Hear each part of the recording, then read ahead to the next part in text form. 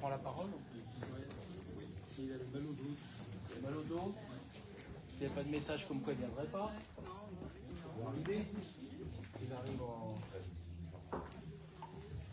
Alors, là j'ai pas de message.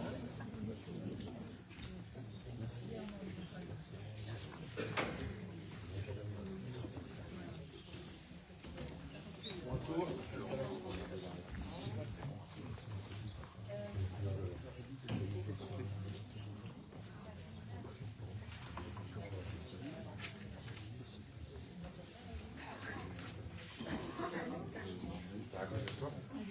Monsieur Rousseau, installez-vous. Vous avez la place au premier rang, comme les bons élèves. En général, mettez-vous à l'avant, si vous portez en 20 minutes. Ah, d'accord. Ok, je vais essayer d'être bref pour l'intro. Bien marqué, mère ou pas, sur la première slide? C'est ça la première, c'est celle-là la première slide. C'est ça que vous m'avez demandé. Voilà. Bon, on va commencer. Merci beaucoup d'être là, présent pour cette troisième réunion publique. La première réunion était dédiée aux associations, la seconde pour les socioprofessionnels, et puis la troisième, ça sera la restitution des travaux réalisés depuis 100 jours. Alors certes, 100 jours, c'est pas un nombre de jours suffisant pour transformer en profondeur la commune. Mais c'est le temps nécessaire qu'il nous a fallu pour imprimer, mettre en place une méthode. Celle que nous avons annoncée pendant la campagne d'ailleurs. Analyser, prioriser, impliquer et décider. La première action, le premier travail que l'on a fait, c'est tout simplement répondre à une promesse de campagne, et cette promesse c'était de la réconciliation entre habitants et élus. Élus entre élus, avec les communes voisines. Et pour ce faire, dans un premier temps, pour répondre à cette première promesse de campagne, on a fait une chose toute simple, très symbolique. On a changé le règlement intérieur du conseil municipal. C'est-à-dire que la population, vous pouvez venir dans le public du conseil, au moment de la séance plénière du conseil municipal, et vous pouvez prendre la parole. Vous avez 3 questions et un temps imparti de 15 minutes. Si on est en capacité de répondre, nous répondons. Et si on ne peut pas, si c'est un peu trop technique, on répond la séance suivante. Deuxième chose, on a ouvert des comités consultatifs. C'est-à-dire que nous sommes élus pour appliquer une méthode, un programme, mais on a besoin de l'expertise de tout le monde. C'est-à-dire que nous ne sommes pas meilleurs que les autres, nous sommes à votre service et on a besoin de votre expertise. Ça, c'est la deuxième chose, très implicite, très claire, très symbolique, d'une République en mouvement. Et la troisième chose, qui va se faire très bientôt, j'espère le plus vite possible, on ne pourra pas le faire pour chaque conseil municipal, c'est la diffusion en direct sur les réseaux sociaux, la diffusion en direct de nos conseils municipaux via une régie mobile. Je remercie beaucoup Marie, qui a œuvré au sein de la communauté de communes pour que tous les conseils, cette régie mobile, elle veut bien dire ce qu'elle veut dire, c'est qu'elle est mobile. Et cet appareillage pourra être utilisé de Servoz, à Valorcine, aux Ouches. Chamonix, ils ont déjà leur propre outil, mais ça a été financé par la communauté de communes. Et bien entendu, les Ouches, nous avons lancé l'idée que tous les conseils aussi de la communauté de communes soient diffusés. Voilà, c'est une République en mouvement. On avance, on imprime une méthode. Alors, on a beaucoup de choses à voir ce soir, on va essayer d'être assez concis. On se donne 1 heure, on a une quinzaine de slides, et sur des sujets divers et variés qui vont de l'urbanisme à la réussite éducative, aux travaux. un aménagement du territoire. Bien entendu, tous ces travaux ont été réalisés avec cette même méthode de l'analyse et ensuite on priorise. On peut passer l'autre slide et je vais revenir sur quelques sujets assez structurants. Là, non, c'est pour revenir un peu en arrière. Merci. Il y a quatre. Non. C'est celle d'après. C'est celle d'après. S'il te plaît. Merci beaucoup. Donc, la première chose que vous allez nous demander, où en est la salle Olka, la situation financière, l'un ne va pas sans l'autre, hein. L'organisation des services, c'est le remontée mécanique, qu'elle soit en régie municipale ou qu'elle soit en délégation de services publics avec LACG, les autres charges après. Première chose, sur la salle Olka. On ne va pas revenir sur le côté financier, on sait très bien qu'il y a des surcoûts, que ça a pris beaucoup plus de temps, qu'il y a eu un défaut d'organisation, ce genre de choses, mais grâce au travail assidu, où ça a pris quasiment 50% de mon temps, grâce au travail assidu de M. Pierre Burpa, de M. Frédéric José Burnet, on a réussi à remettre le chantier en ordre de marche, en route. Un chantier de 3600 mètres carrés, lorsqu'on est arrivé, c'était au début des vacances de mars, de Pâques. Un chantier comme celui-ci, ça doit être une ruche. Il y a du monde de partout. Il n'y avait personne. Personne sur le chantier. Grand mot, pas de problème d'intempéries. Et pendant ce temps-là, eh ben, nous, on recule des échéances, on recule des dates, et ça coûte de l'argent aux contribuables. On a remis ce chantier en route en convoquant la maîtrise d'œuvre, l'OPC qui est chargé de la coordination pour l'exécution des travaux, et on s'est aperçu un dysfonctionnement où personne ne se connaissait sur le chantier. Et là, on a tapé du poing sur la table. On a dit ça suffit, on ne fait plus joujou, c'est de l'argent public, il y a des surcoûts tels qu'on n'est pas sûr d'arriver au bout du chantier, il faut honorer les marchés, parce qu'il y a des marchés publics. Il faut que tout le monde se mette autour de la table. On a envoyé entre 10 et 15 recommandés.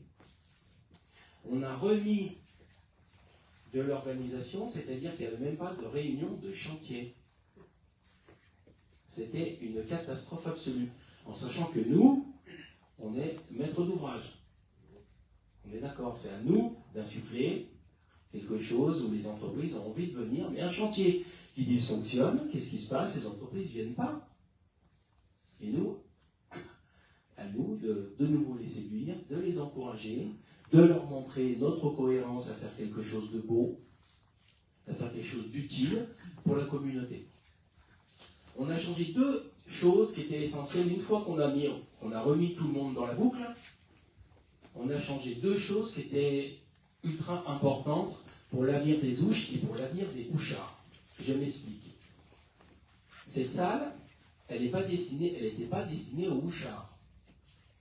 C'est-à-dire que la salle associative, où, je ne sais pas, je donne un exemple, où un ski club va faire un farçon, va faire une fondue, il n'y avait pas de cuisine dans la salle associative, où il y a une centaine de personnes au premier étage, au rez-de-chaussée, hein, premier étage.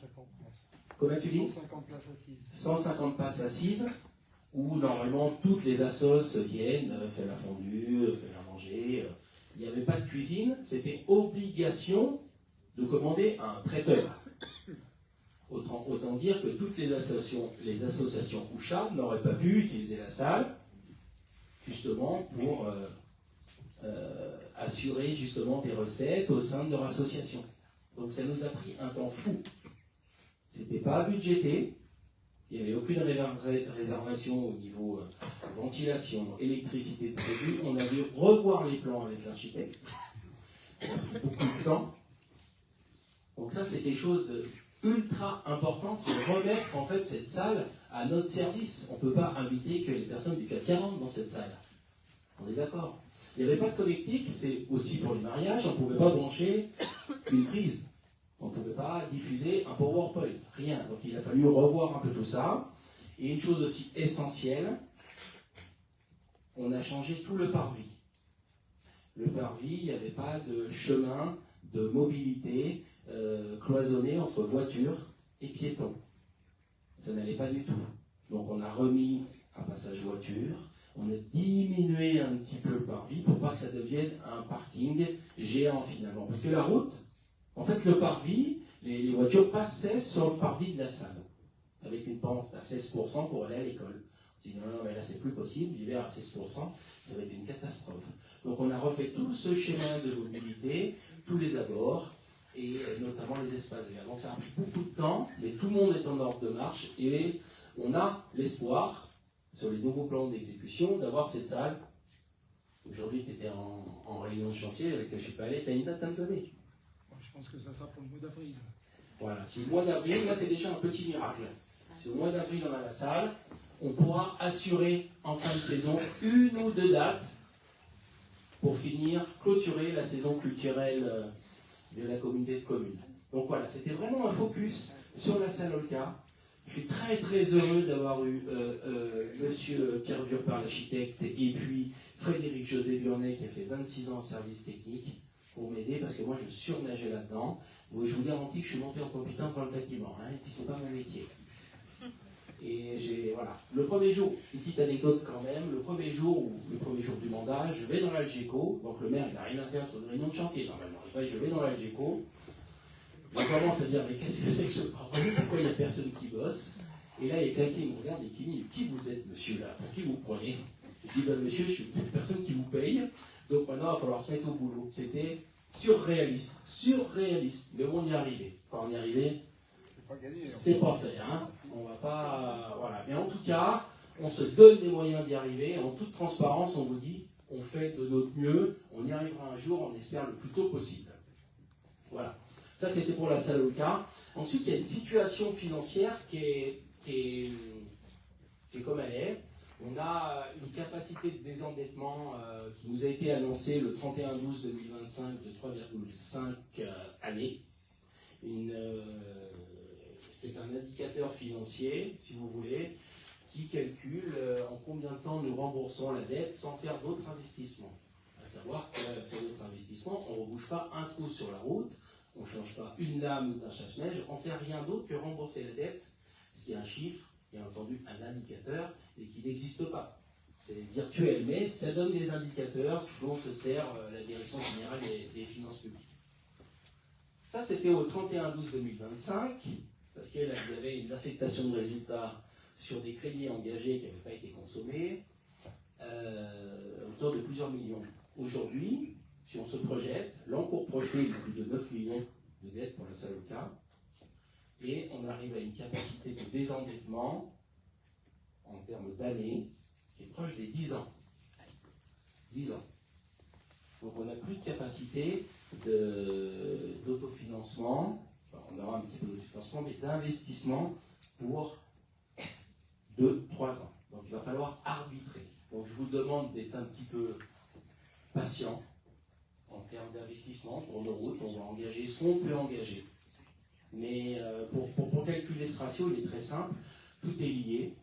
Pour calculer l'annuité de la dette, la capacité de désendettement, on prend le montant global de notre emprunt, on le divise par une épargne brute, qui est la différence dans la section de fonctionnement entre recettes et dépenses. Donc on fait le nombre total de la dette par l'épargne brute, on arrive à un nombre d'années, et le reliquat, ça s'appelle la capacité d'autofinancement ou l'épargne nette. Aujourd'hui, on est à peine à 200 000 euros d'épargne pour une commune dont le budget est de 23 millions. Ça veut dire qu'on n'est pas bien et on ne se résout pas au fatalisme. C'est possible de redresser la barre, mais par contre, on va devoir arbitrer. Donc on fait au mieux. C'est important de le savoir. Hein. On peut commencer à réinvestir au bout de 7 ans. Là, on est à 10. Là, ça clignote. Donc on fait très attention. Et pour avoir une projection financière, on a pris donc les conseils d'un conseiller à la décision locale, qu'on appelle un CDL. On a demandé à la DGFiP, qui est la Direction Générale des Finances Publiques, de nous faire des projections de ce qu'on va pouvoir faire en fonction des choses qu'on veut mettre en place maintenant et qu'on va vous présenter. Ensuite, on a une organisation des services. On va réorganiser quelques postes au niveau des ressources humaines. Tout simplement, il y a aussi un audit administratif, parce qu'on a une charge, si vous voulez, en charge de personnel qui a vraiment, vraiment augmenté ces 5 dernières années. On peut faire mieux, on peut être plus efficient, sans pour autant faire des coupes franches. On peut essayer d'organiser de manière plus opérationnelle, donc on s'y attelle. Une chose qui est importante, c'est sur les remontées mécaniques. Je vous ai parlé en préambule de la réconciliation avec les communes voisines, les élus, les administrés. Une première chose qu'on a réussi à faire avec notre délégation de service public et la CG, et là c'est dans les tuyaux, il y avait un projet, mais qui était dans les cartons depuis 5-6 ans. C'était décaler une ligne d'enneigeur qui est au col de Vose, sur la piste du stade de slalom, qui était du mauvais côté du stade, et avec le vent dominant, nord, ça arrosait les mélèzes, enfin les sapins, les épicéas. Donc en termes électriques, en termes de flux, en termes de conditions de neige, ça n'allait pas du tout. Donc j'ai négocié ça avec M. Payex, j'ai négocié ça avec M. de Chavannes, j'ai négocié ça avec... faut pas que j'oublie quelqu'un quand je commence à citer un. M. Payex, M. de Chavannes, et puis c'est ça, de faire une telle répartition financière pour qu'on puisse décaler ces canons à neige et sanctuariser notre stade de slalom. C'est vraiment très très important. On s'est rendu sur site avec l'inspecteur des sites, parce que c'est un site classé. Hein. On était aussi avec l'architecte des bâtiments de France, parce qu'il y a une rénovation du camp d'art qui est dans les tuyaux aussi. C'est le dernier télésiège qui arrive à côté du col de Vose, en haut du col de Vose, du télésiège du col de Vose. Donc ça, c'est des choses qui s'affairent, qui s'agitent, si vous voulez, avec des rapports cordiaux, en expliquant clairement ce dont on a besoin. Et c'est aussi pour ça que j'ai décidé de ne pas prendre la présidence du CIVU, qui est le syndicat intercommunal à vocation unique, dans un souci d'apaisement, de réconciliation. C'était aussi le moment à M. Payex de reprendre le CIVU, c'est aussi légitime. Et voilà, j'ai décidé, on travaille en concertation, je comprends après les titres, je veux réussir le mandat avec mes adjoints, et par contre, il faut me donner un peu de change. Et Jean-Marc Payex, grand seigneur et très bon joueur, a joué le jeu, et là, on espère pouvoir couper le ruban pour avoir ces enneigeurs.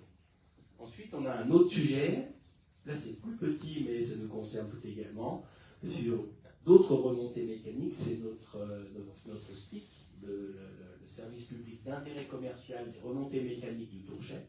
Il y a eu beaucoup d'investissements de fait ces dernières années, à hauteur de 120 000 euros, sur le réseau neige, sur nos enneigeurs, sur des enneigeurs à basse pression, des usines à neige, mais pour autant, on ouvre de moins en moins, on n'utilise pas vraiment la technologie pour le faire tourner, et en fait, ça nous coûte énormément d'argent, ça nous coûte plus de 120 000 euros par an. Voilà. Et on est totalement déficitaire. Donc jusqu'alors, on arrive à avoir des dérogations avec le préfet qui veut bien qu'on fasse une petite manip financière, c'est-à-dire qu'on prenne de l'argent du budget général et qu'on l'amène sur cette régie municipale. Normalement, un SPIC, ça se suffit à lui-même. On ne peut pas faire rentrer ou sortir de l'argent comme ça. Ce sont des dérogations. Donc on travaille sur des outils juridiques, opérationnels, fonctionnels, avec des partenaires privés qui puissent nous reprendre la remontée mécanique du Tourchet et qu'on puisse ouvrir du 15 décembre au 15 mars, tous les jours, en faisant des nocturnes, et surtout que ça tourne. C'est vraiment ça l'objectif. Parce que si on continue comme ça, in fine, on sera obligé de le fermer. Ou alors, on trouvera un subterfuge que je ne connais pas encore. Donc, il faut absolument qu'on arrive à travailler. Ça ne sera pas forcément une délégation de service public, c'est travailler avec un partenaire privé qui, lui, a l'expertise, la connaissance, et qui pourra nous aider. Voilà, ça c'était pour les grands projets, les choses structurantes, et ensuite tout ce que j'ai annoncé en préambule sur la méthode, avec les différents leviers et les différentes actions qu'on a mis en place, notre méthode. Je vais passer la parole à un de mes adjoints, un de mes conseillers délégués, parce qu'une équipe, c'est pas une mairie, c'est pas qu'un maire, c'est pas qu'un conseiller municipal, c'est toute une équipe qui travaille ensemble. Et vraiment, ce mandat, il sera collectif. Et avec vous. Alors, ma chère Emeline. Bonsoir. Donc moi je suis Emeline Barberou, pour ceux qui ne me connaissent pas. Je suis adjointe aux affaires scolaires, à la petite enfance et à la réussite éducative. Alors, il y a des choses qui ont déjà été mises en place et puis des choses qui sont plutôt pour le long terme, le moyen terme. Donc déjà, le gros point fort de ce début de mandat, c'était même l'ouverture de l'accueil du matin, de la périscolaire. C'était une vraie promesse dans l'idée d'améliorer le quotidien des familles, de remettre l'école un peu au centre du village. Donc je tiens d'ailleurs à remercier les équipes de périscolaire et des restaurants scolaires parce que franchement ça s'est fait de manière très, très facile. Ils avaient c'était déjà assez organisé de leur côté. Ils ont réussi à mettre en place quelque chose qui arrangeait tout le monde. Donc franchement c'était très agréable de travailler sur ce projet, ça s'est fait très vite. Donc on est vraiment content d'annoncer qu'à la rentrée on pourra accueillir les enfants dès 7h30. Donc pour permettre un petit peu plus de facilité. Ensuite, il y a la réussite éducative. Alors ça c'est plus dans les projets à court terme. Donc encore une fois c'est le début, donc on analyse, on regarde ce qu'on peut faire. Mais on a une vraie envie de mettre tout le monde, en tout cas, au même niveau. Et ça passe par de l'aide aux devoirs avec la périscolaire. Ça passe par de la sensibilisation aux médias, à l'informatique. Tout ça peut se faire en plus avec tout ce qui est atelier intergénérationnel, d'impliquer les seniors, les jeunes, et de pouvoir partager un petit peu tout ça ensemble et mettre vraiment tout le monde sur le même niveau. Dans réussite éducative, on parle aussi sport fédérateur, sport loisir, pas que sport compétition. C'est vrai que la commune, ça peut être le levier pour se rencontrer. En plus, tout le monde ne va pas à l'école aux Ouches, pour plein de raisons, mais aussi parce qu'on ne trouve pas toujours ce qu'on veut dans l'école publique. Et ça, on ne peut rien y faire. Et c'est important que les jeunes puissent se retrouver aussi sur un cross du village, une course de ski du village, pour essayer de rassembler un petit peu tout le monde, et puis de se connaître, parce que quand on n'est pas dans la même école, finalement, on a du mal à se connaître, et pourtant on habite aux Ouches. Après, important aussi, c'était, en tout cas, ce sera la création d'un parcours culturel à l'école, notamment avec la salle Olka. On espère que les personnes qui vont être amenées à utiliser cette salle puissent aussi avoir un lien avec l'école et les jeunes, pour créer quelque chose autour du parcours culturel, autour de la culture. Même si on en a déjà un petit peu, il y a des choses super qui sont faites. C'est un vrai projet pour nous. Et enfin, donc ça, à mettre en place assez vite un parcours citoyen. Donc l'idée est de faire un conseil municipal des jeunes, des enfants, pour sensibiliser aussi à la démocratie, au vivre ensemble, ce qui est très important, et l'école fait un beau travail là-dessus. Et je pense que la commune doit appuyer et doit renforcer ça.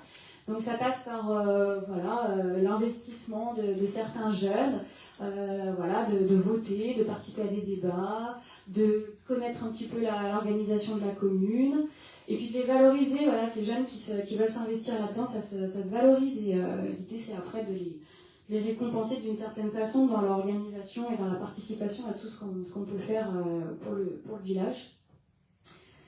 Donc dans les grandes lignes, voilà ce que moi j'avais envie de vous dire ce soir.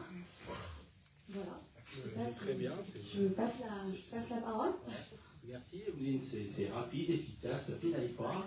Et on sent toute l'enseignante dans la façon d'amener les choses, c'est parfait. Et c'est vrai que l'école a une notion de transmission. Et puis c'est quelque chose qu'on veut vraiment sanctuariser et surtout arrêter de fermer des classes chaque année. Il faut rendre à nouveau notre école attractive. Merci Emeline en tout cas pour tout ce que tu fais. Travaux voirie, mon cher Frédéric n'est pas là. Alors j'ai pas vu ce qui avait été marqué. Infrastructure routière, le point sur les travaux d'enrobé. Il y a Maisonneuve qui est en train d'être enrobée. On n'a pas beaucoup d'argent. Il y avait déjà un programme pluriannuel. Est-ce que Sébastien, tu peux me dire le montant? 600 000 pour cette année? 600 000 pour cette année, merci. Sébastien est au service technique qui s'occupe de la gestion du domaine public. Et on aura moins de budget pour l'an prochain. Comme je vous l'ai dit, c'est des ressources propres. On n'emprunte pas pour faire des routes. C'est notre capacité d'autofinancement, d'où l'importance de retrouver de l'épargne. Ensuite, on a un stationnement, plus de place, mieux pensé, stationnement réglementé, tout savoir sur la nouvelle zone bleue. Les zones bleues, c'est pas pour gagner plus de pognon. C'est juste simplement pour qu'il y ait une mobilité qui soit beaucoup plus fluide. Ce qu'on s'est aperçu, c'est que toutes les places du centre du village, les personnes passaient la journée. Il n'y a plus de place pour aller au commerce. Ça, c'est plus possible. Au Chavant, on a mis que des zones bleues. Pourquoi? Notre parking, il est vide. Il nous a coûté 1 800 000. Bravo. Pour moins de place. Et en plus, toutes les voitures, elles restent 10 jours à côté. On a quand même, les endroits c'est 30 minutes, les endroits c'est 1 heure. Et par contre, ça fonctionne aussi le dimanche. Il suffit juste de prendre un petit disque bleu. Si vous voulez déjeuner à la guinguette, par exemple, entre midi et 14h, ça compte pas. Si vous arrivez à 11h, vous pouvez partir à 15h. Je vous donne le tuyau quand même. Ça fait 4 heures. Donc vous avez tout le loisir d'aller manger, faire une balade, d'aller faire du vélo avec les gamins. Mais non, c'est interdit autobus, il ne faut pas dire ça. Voilà. Donc c'est important qu'il y ait un turnover sur les ouches. Et bien sûr, l'un des projets structurants, ça va être de créer des parkings. On a des pistes d'action, on ne peut pas trop les dévoiler ce soir parce qu'il faut qu'on acquiert le foncier. Il faut voir comment on peut déclasser des zones. Parce qu'on a quand même une salle au cas où il y a 1400 personnes, mais on n'aura pas de parking. Donc on fait quelque chose et c'est important que les commerces. Voilà. Donc ces zones bleues, c'est pas restrictif. C'est quelque chose qui encourage à bouger, à faire marcher un peu plus le commerce. Et surtout, on a changé les tarifs du parking payant des Chavants. Le parking des Chavants, pour le Tour du Mont Blanc, pour le forfait 10 jours Tour du Mont Blanc, il était à 175 €. Je vous l'avais dit pendant la campagne, c'est plus cher que l'aéroport de Genève. Il faut quand même se détendre. Donc on est redescendu à 100 €. Et en fait, le delta qui nous manque entre les 175 € et les 100 €, c'est 136 séjours. Sur 3 mois, on va les faire. Et on sera à l'équilibre. Mais au moins, on encourage les personnes à rester sur les ouches, à faire les courses aux ouches, au lieu qu'ils soient directement envoyés par l'Office du tourisme à Chamonix. On parlait quand même du chaland et de la clientèle. Donc ça, c'était important. Et, bien sûr, on va essayer de travailler sur un accueil, plutôt sur un départ. Les derniers jours, les personnes, on a une petite cabane qui appartient à la commune, où avant il y avait les pêcheurs. On va réhabiliter ça pour faire des douches, des consignes. Comme ça, les personnes le savent qu'aux ouches, on est accueillant. On accueille les personnes qui vont faire le tour du Mont Blanc. Et quand ils rentrent de la dernière balade, ils peuvent prendre leur douche. C'est quand même plus sympa pour rentrer chez soi. Il y a 45 000 départ. Il faut qu'on utilise ces personnes pour qu'ils puissent rester sur le territoire, qu'ils profitent et qu'on passe sur une commune accueillante, charmante, ce que nous sommes. Mais ça se voyait moins. Donc voilà, maintenant c'est l'heure de bien faire. Alors la commission départementale d'action sociale, le CDAS, examen et validation de 6 dossiers prioritaires. On a reçu Aurore Termos, notre conseillère départementale, qui nous, chaque année, il y a une enveloppe qui nous est dédiée d'à peu près 100 000 € pour des investissements, des subventions, subventionnées à hauteur de 50% à vocation sociale, ce qui est la vocation du département. Donc on a fait 6 dossiers, et elle était absolument charmante, Aurore Termos, parce qu'elle a dit, bon, cette année l'enveloppe c'est un peu plus grande, donc on va mettre 140 000 €. J'ai dit, oui, je prends. Vu le budget contraint, on est très content. Donc il faut qu'on présente pour 280 000 € de devis pour en avoir la moitié, 50%. Qui peut me donner quelques dossiers là, comme ça? Moi j'en ai un en tête, mais il y en a d'autres. Il y a le chauffage au restaurant scolaire, parce que ça caille. Donc il faut absolument changer ce restaurant scolaire. Il y a les jeux au Chavant. centre de loisirs. Le mobilier, l'électricité au centre de loisirs. On arrive à 4. Un véhicule. Un véhicule électrique pour nos services techniques. Et le 6e? Ah, c'est l'enrobé au niveau du mur de soutènement vers le PT. Oui. Donc ça, c'était important. Donc voilà, on a les 6. Je suis content de me rappeler. Donc ça, c'est très important et c'est des choses qu'on ne peut pas se passer. Si on ne fait pas ces dossiers au bon moment, on perd cette subvention. Et bien sûr, nous, on arrive, on a 150 dossiers comme ça à apprendre, à monter en compétences, on était un peu partout. On s'en est sorti grâce à tous mes adjoints, les services techniques, bien sûr, qui sont les chevilles ouvrières de la France. C'est-à-dire que nous, on a un principe de continuité, hein, c'est-à-dire qu'on prend la commune telle qu'elle est, puis on va au bout, et puis les agents, eux, restent dans la boucle, et ils ont aussi ce principe de continuité, où ils nous aident justement à avancer sur les dossiers, parce qu'ils respectent bien sûr les institutions et notre République. La passerelle entre la plaine de Saint-Jean et le lac, qui est toujours dans les tuyaux, donc on va essayer de travailler avec le SM3A pour pouvoir relier nos deux bassins de vie. C'est une demande depuis longtemps. Donc on y travaille. Malheureusement, Fred n'est pas là, il pourra en parler davantage parce que c'est vraiment lui qui est lié aux travaux. Et puis, est-ce que Frédéric, dans ta prise de parole, tu vas nous parler de la salle communale au lac? Non. Alors je le fais. Tu le feras? Oui, je le ferai. Ok, bah merci beaucoup. En tout cas, voilà. C'était dans la continuité de cette passerelle. Qui est dans la continuité de cette passerelle pour qu'il y ait une cohérence. C'est pour ça que j'y pensais. Merci en tout cas. Je pense que si Fred n'est pas là, c'est qu'il doit avoir un problème avec sa maman parce qu'il doit s'en occuper. C'est lui? Ah, il n'était pas bien? Oui. Ok. Il est parti aux urgences. Ah mince, à cause Oui, à cause du dos. Voilà. On peut changer de slide et on va passer la parole à monsieur Pierre Burpa pour le patrimoine. Bien, mon cher Pierre. Merci. Bien. Faut que je m'approche, mais je vais. Ah, tu préfères être là? Oui, c'est très bien. D'accord, ok. Merci, monsieur le maire. Tout d'abord, je voudrais revenir sur la salle Olka. Parce que la salle Olka, je voudrais vous rassurer, c'est un beau projet, un bon projet. Hein, et on a choisi de le poursuivre, de le terminer, de rétablir une relation de confiance avec les architectes et concepteurs de ce projet pour en faire un outil au service de la commune et de la communauté de communes, parce qu'à l'origine, comme l'a dit le maire, il avait été plutôt pensé par la communauté de communes pour organiser des grands événements, des grands congrès, des choses comme ça, alors qu'il nous semble qu'il faut vraiment qu'il y ait une polyvalence et qu'il puisse servir aussi bien aux habitants qu'à la communauté de communes. Mais soyez rassurés, ça sera un beau projet. Voilà. Merci Pierre. Et ça fait partie du patrimoine du futur. Le maire m'a demandé d'être bref, donc je vais essayer de... Mais le sujet du patrimoine, c'est un sujet qui est important et qui est dense et qui fait partie de l'identité des Ouches, qui est quelque chose de très important au niveau des Ouches à notre sens. Alors, il y a une excellente étude qui a été conduite par la communauté de communes. C'est une étude à la fois sur le paysage et sur le bâti au niveau de la communauté de communes, qu'on pourrait mettre à votre disposition d'ailleurs pour ceux qui veulent la consulter, parce que c'est intéressant, c'est bien fait. Et je pense qu'il faut qu'on ouvre ces documents à tout le monde. C'est vrai, ça fait partie d'un bien public qui a été financé par la collectivité. En ce qui concerne le patrimoine, il y a deux choses. Il y a le patrimoine paysager d'une part, et puis le patrimoine bâti.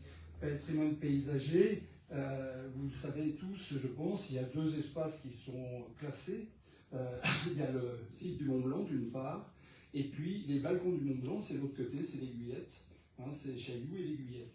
Ça, c'est des sites qui sont classés. Et puis le paysage, ça fait partie du patrimoine de nous tous. Hein, et c'est quelque chose qui est très important. Et je pense qu'on va travailler avec Frédéric Delévy au niveau du PLU, de telle sorte qu'on prenne des précautions pour protéger ce patrimoine, cette richesse, pour le protéger, qu'il soit, je dirais, pas trop défiguré. On sent bien que toute la vallée a évolué, elle a été construite, elle s'est remplie, tous les trous entre les hameaux se sont bouchés, la forêt a pris le dessus, il y a plus, très peu d'espace où il y a l'agriculture, enfin, il y a des choses qui évoluent.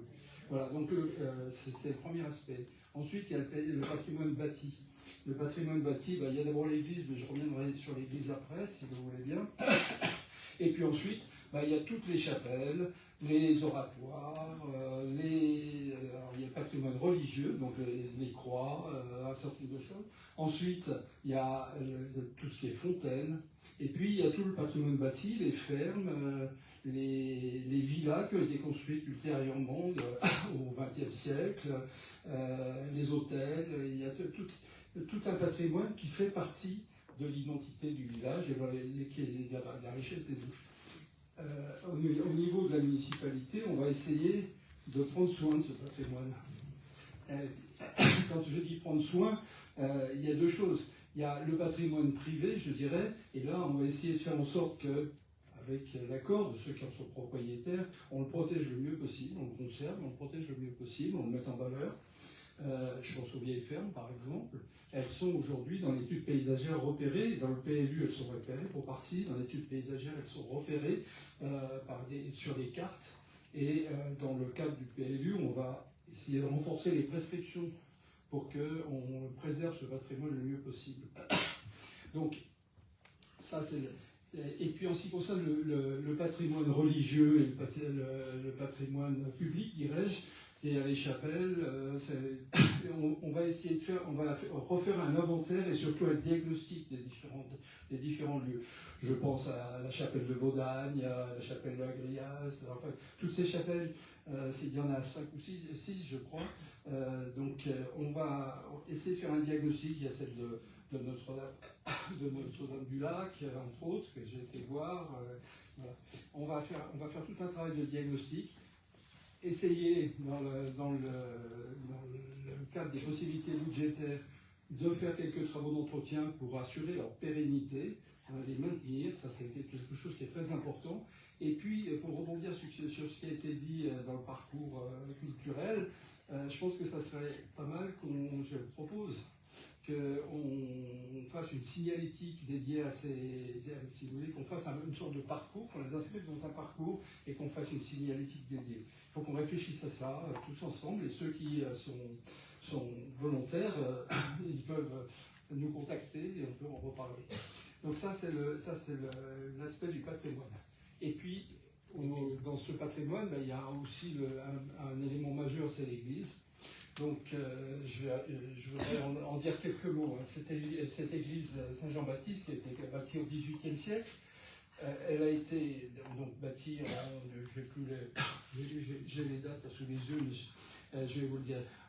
Elle a été bâtie en 1730.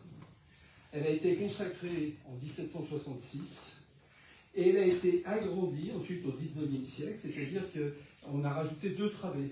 Et la tribune, d'ailleurs. La tribune, elle n'existait pas à l'origine.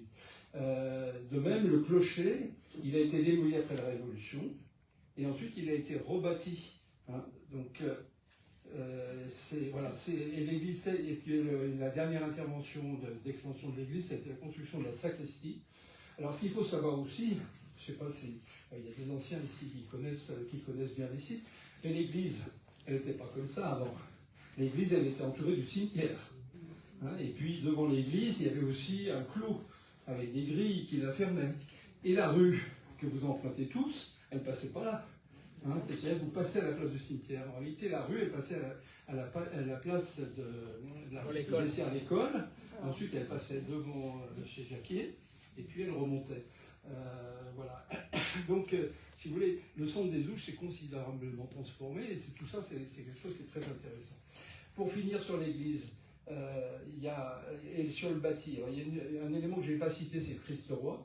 Le Christ-Roi, c'est le seul bâtiment qui soit inscrit à l'inventaire des monuments historiques aux Ouches, qui est protégé, et qui détermine donc une zone de 500 mètres de protection autour de lui. Et au niveau de l'église, il y a les rétables, le rétable principal et les 2 rétables latéraux qui sont protégés au titre des monuments historiques pour le mobilier. Voilà. Donc, voilà en ce qui concerne l'église. Et cette église, qui est une église baroque, est une église très intéressante, à tout niveau, même si elle est très sobre à l'extérieur. C'est vraiment une église qui est typique. Alors, le problème, c'est que cette église, elle a souffert dans le temps. Et aujourd'hui, il y a un projet conduit par l'association et en collaboration avec la mairie, de remise à niveau de cette église. Donc il y a une étude de diagnostic qui a été faite, il y a une proposition. Alors, je vais vous donner un chiffre en l'air, mais il y a autour de 4 millions d'euros de travaux à faire sur cette église, telle que proposée dans l'étude de diagnostic. Pour ma part, j'ai une petite expérience des monuments historiques, des bâtiments historiques, puisque comme beaucoup, j'ai l'archive du patrimoine, je suis passé par l'école de Chaillot. Et je pense que l'étude de diagnostic prescrit trop de choses, qu'il n'y a pas besoin d'en faire autant pour remettre en valeur cette église. Et par contre, parmi les actions que nous allons conduire de façon extrêmement rapide, parce que c'est urgent, Stéphane, il faut qu'on resuive la couverture, enfin du moins il y a des fuites au niveau de la couverture, donc il faut qu'on envoie un charpentier sur le toit, il faut qu'on remplace le chéneau qui est sur la façade sud-est, hein, qui est complètement effondré, et l'eau coule, vient mouiller les fondations. Et puis il faut qu'on vérifie la charpente, parce que comme il y a des fuites, les bois de charpente ont pourri à un certain nombre d'endroits.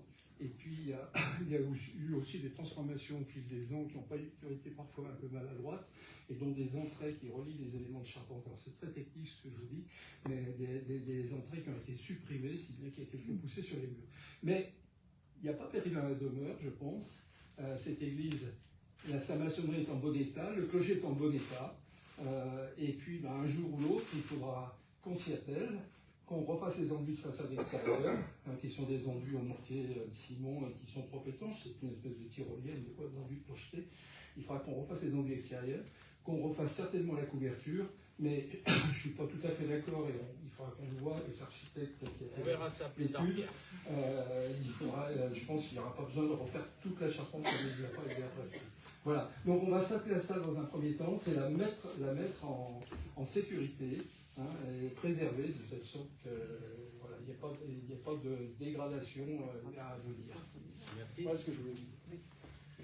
Merci Pierre pour ton regard d'expert, surtout tu es aussi talentueux dans le contemporain que dans le patrimoine. Bravo. Merci beaucoup. On peut passer à la slide, la prochaine slide, s'il te plaît Marie-Laure.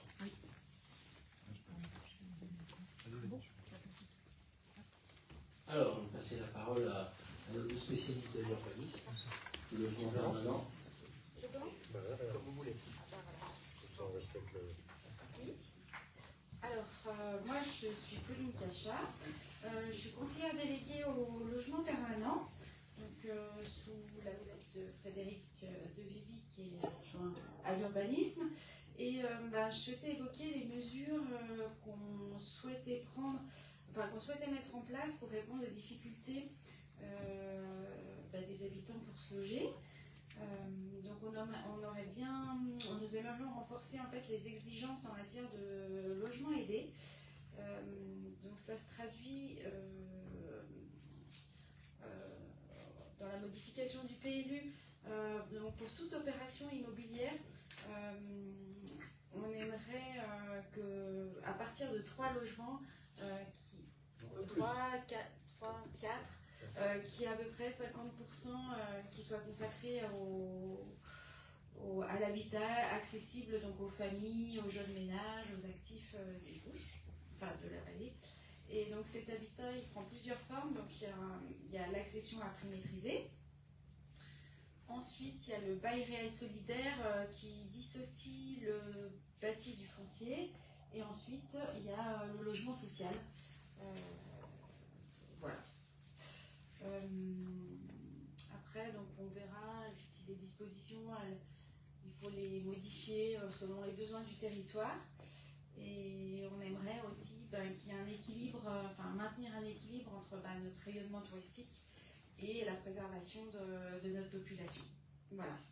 Et enfin, je crois que oui, on aimerait aussi travailler pour identifier les territoires, les secteurs qui seraient les mieux adaptés au développement des énergies renouvelables, donc dans le cadre pour accompagner la transition énergétique, voilà, qui est inévitable.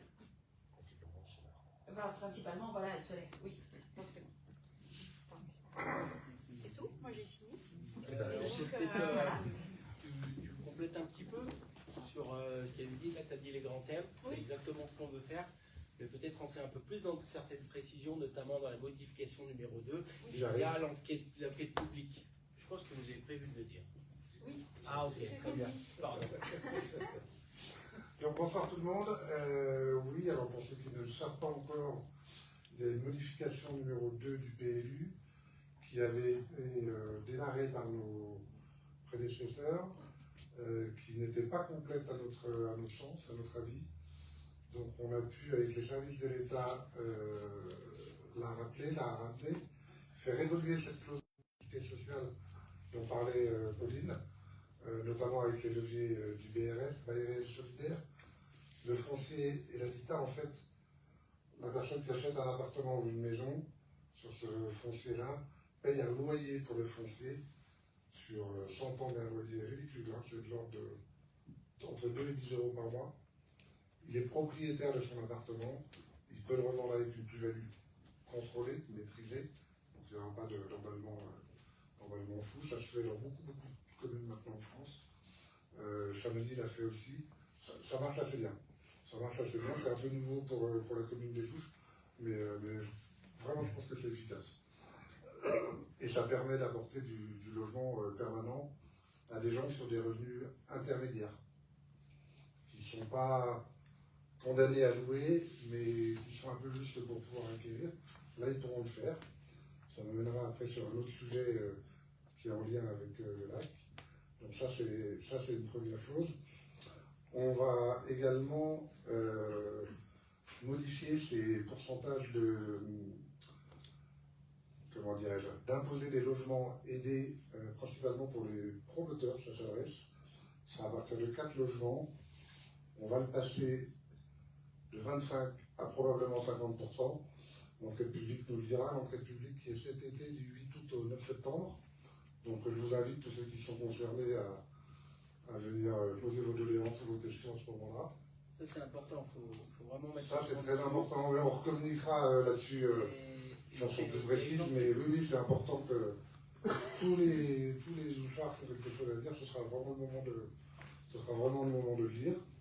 Donc ça c'est une chose. Le but de ça, en fait, c'est on est dans une vallée, on a un grand frère, si on peut dire, un peu encombrant des fois, qui est la commune de Chamonix, qui a drastiquement durci son plan local d'urbanisme. Ce qui fait qu'aujourd'hui, on a beaucoup de promoteurs qui se rabattent sur les ouches, qui se rabattent un petit peu, c'est un peu l'impression des sauterelles qui tombent sur le maïs. Hein. Ils achètent un peu tout, ils font des programmes monstrueux. Juste dans le mois de juin, je rencontre des promoteurs pour plus de 90 logements. C'est énorme. À la même époque, à la même période, à Chamonix, il y a 0. C'est pas pour rien, on est un petit peu obligé de réagir comme ça. C'est drastique, mais on n'a pas le choix. On est obligé de réagir et de se protéger de cette façon-là. Donc ça, c'est une chose pour le PLU. Cette modification numéro 2 du PLU prévoit également de réduire un petit peu la constructibilité sur certains secteurs. Ça nous éviterait par exemple d'avoir des champignons de 2-3 000 m² de plancher qui poussent sur les terrains de 1000 m². Comme on a plusieurs exemples sur la commune en ce moment, ça c'est ce qu'on veut éviter à l'avenir. Qu'est-ce que je peux vous en dire de plus? Enfin, la commission d'urbanisme que je co-dirige, monsieur le maire, je ne suis plus le président,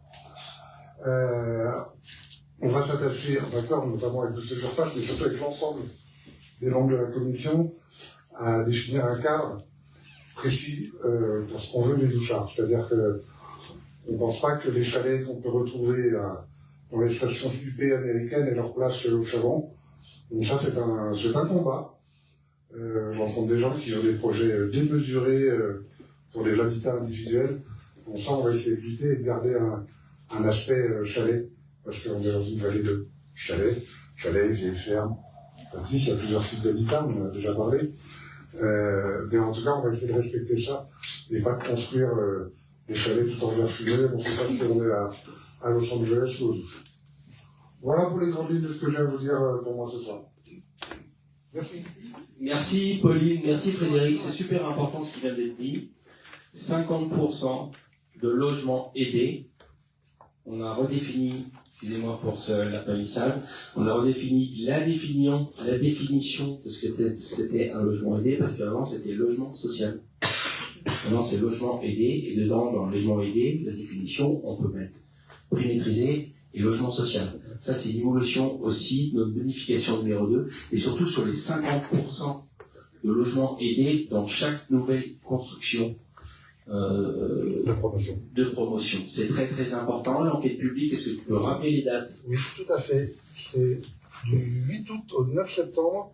Ce sera bien sûr affiché sur le site. Et bien sûr, on communiquera c'est très, les informations de la mairie. Voilà, et ça c'est très très très important que vous puissiez venir mettre vos doléances au niveau de l'enquête publique. Et il y a forcément un commissaire enquêteur qui s'appelle Monsieur Nivelle. Monsieur Nivelle qui vient, je crois, sur 4 dates. Il vient sur 4 dates. Et c'est vraiment très très important, c'est ce qui va faire vivre notre PLU. Et bien sûr, ce PLU, il nous sert de planification à l'échelle du territoire. C'est-à-dire qu'on va travailler aussi en concertation après avec les communes voisines. C'est-à-dire qu'il faut qu'on définisse les réserves foncières ou les endroits où on veut faire de l'habitat permanent, et ça va être aussi défini par le SCOT Harvey-Mont-Blanc. Bon, je suis le vice-président avec le maire de Cluse, qui est le président. Voilà, merci beaucoup, c'est vraiment un sujet structurant. On passe la parole à Monsieur Sécurité qui nous rentre du G7. Voilà, il est là pour sauver la nation également. Ça sert aussi, merci lieutenant. Bonjour, bonsoir à tous et à toutes. On habite tous la commune des Ouches, donc on sait très bien qu'on est confronté à différents risques, que ce soit avalanche, glissement de terrain, tous les risques liés à la montagne, les risques liés à la neige, de plus en plus de vent aussi. Alors ces risques, ils existent depuis très longtemps, mais au fil du temps, on s'est aperçu qu'ils commencent à se renforcer en intensité et en répétition. Voilà. Donc, on a 3 lignes directrices là qu'on souhaite maintenir et travailler dessus. Alors, la première ligne, ça ne vous dit rien, c'est l'ALPEX. C'est un exercice qui va avoir lieu en 2027 à l'échelle du territoire, principalement dans la vallée de Chamonix, les Ouches, et ça va toucher tout le territoire. Donc la commune des Ouches va participer en 2027. Je ne peux pas trop vous en dire parce que ça sera communiqué, c'est le gouvernement qui va piloter ça, et pour vous schématiser, en fait c'est un gros événement qui va se passer, et c'est pour mettre en œuvre le mécanisme d'entraide européen sur les secours. Bon.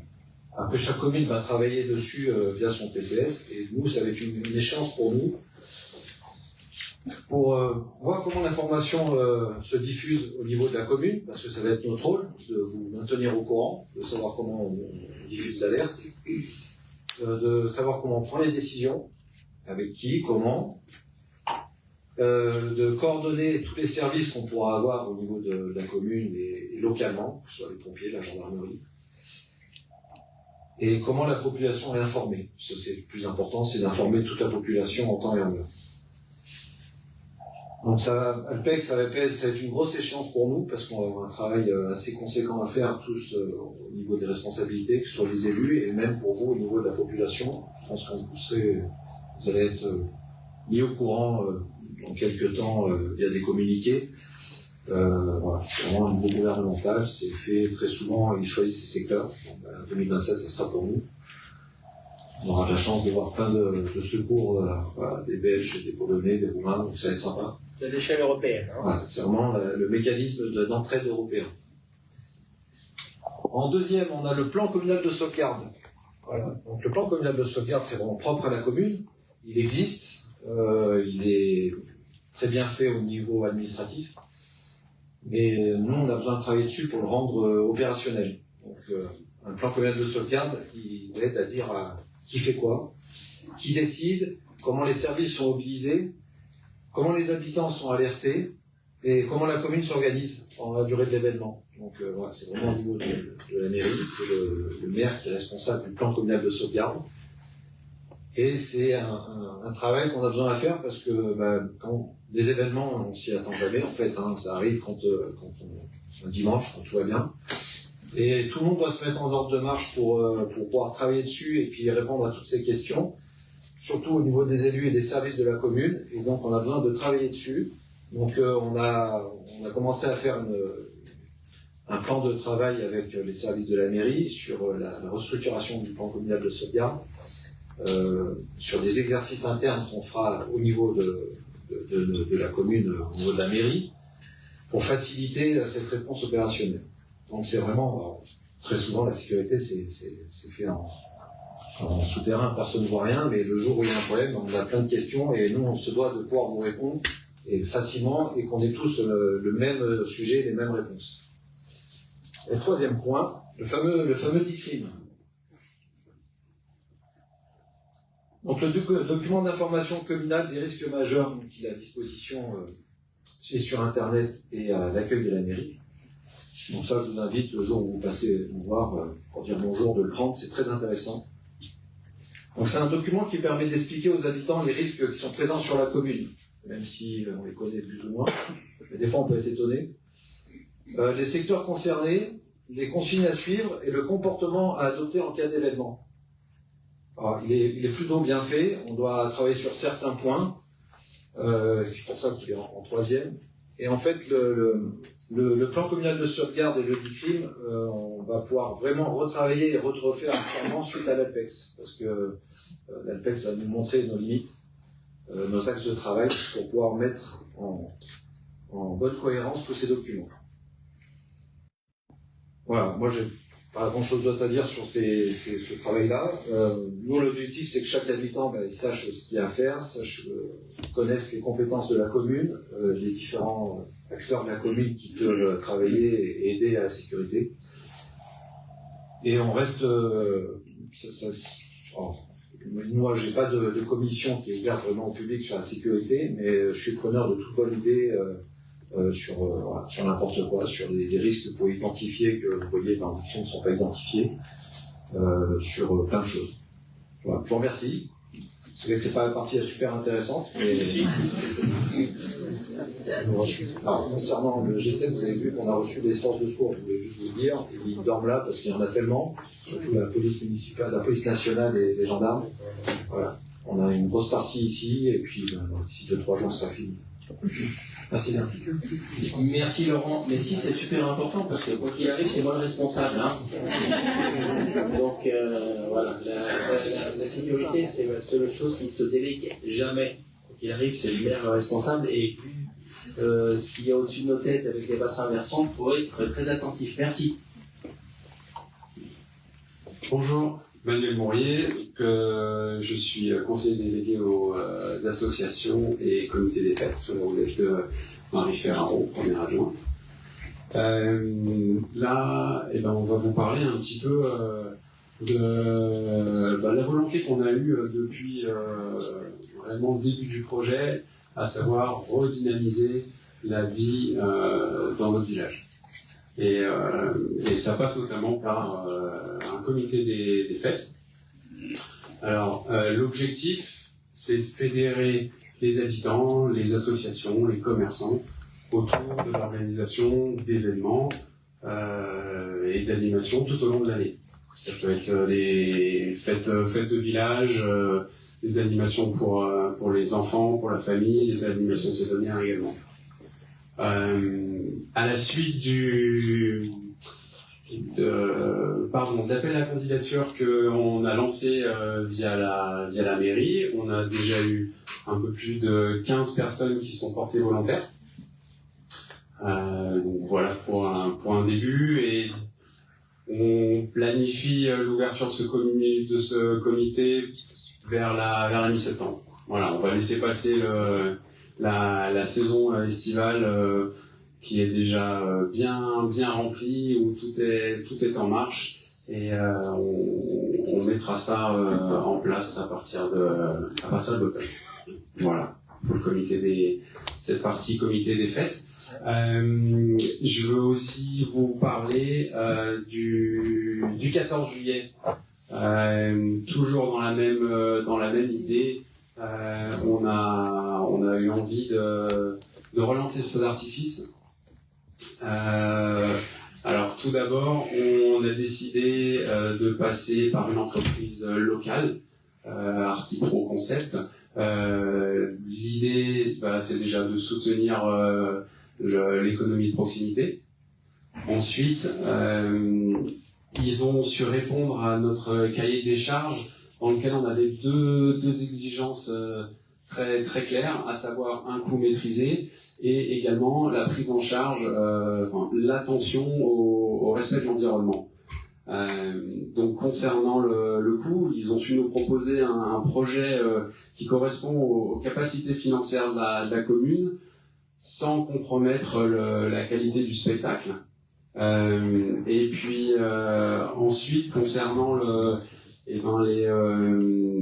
l'impact environnemental que peut avoir ces feux d'artifice. Alors on va limiter d'une part la durée à 20 minutes de ce feu.